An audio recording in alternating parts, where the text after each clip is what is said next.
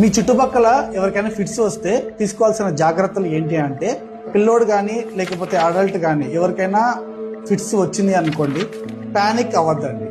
చుట్టుపక్కల ఏమన్నా డేంజరస్ ఉన్న ప్రదేశాలు, ఫర్ సపోజ్ ఇంట్లో వంట చేసే వాళ్ళ దగ్గర అయితే మాత్రము ఈ గ్యాస్ దగ్గర నుంచి కానీ ఈ దూరంగా తీసుకుని రావాలి.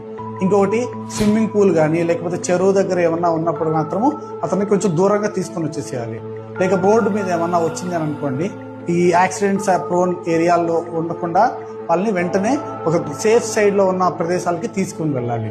తీసుకుని వెళ్ళిన తర్వాత పేషెంట్ ఇట్లా కుట్టుకుంటూ ఉన్నప్పుడు వాళ్ళని గట్టిగా పట్టుకోకూడదు, వాళ్ళ చేతిలో తాళాలు అట్లాంటివి ఏం పెట్టకూడదు. ఇంకొకటి నోట్లో నోరు పెట్టి మనం గాలి ఇస్తున్నట్టు మాత్రం చేయకూడదు. ఇంకోటి ఏంటంటే పక్కకి జరపాలి, ఇటు సైడ్ కన్నా, లెఫ్ట్ సైడ్ కన్నా, రైట్ సైడ్ కన్నా. లెఫ్ట్ సైడ్ అనేది ప్రిడామినెంట్ గా చేస్తాము, లెఫ్ట్ సైడ్ ఇట్లా వెంటనే పడుకోబెట్టాలి.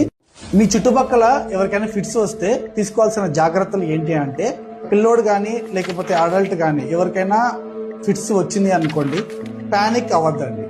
చుట్టుపక్కల ఏమన్నా డేంజరస్ ఉన్న ప్రదేశాలు, ఫర్ సపోజ్ ఇంట్లో వంట చేసే వాళ్ళ దగ్గర అయితే మాత్రము ఈ గ్యాస్ దగ్గర నుంచి కానీ ఈ దూరంగా తీసుకుని రావాలి. ఇంకొకటి స్విమ్మింగ్ పూల్ కానీ లేకపోతే చెరువు దగ్గర ఏమన్నా ఉన్నప్పుడు మాత్రము అతన్ని కొంచెం దూరంగా తీసుకుని వచ్చేసేయాలి. లేక రోడ్డు మీద ఏమన్నా వచ్చింది అని అనుకోండి, ఈ యాక్సిడెంట్స్ ప్రోన్ ఏరియాల్లో ఉన్న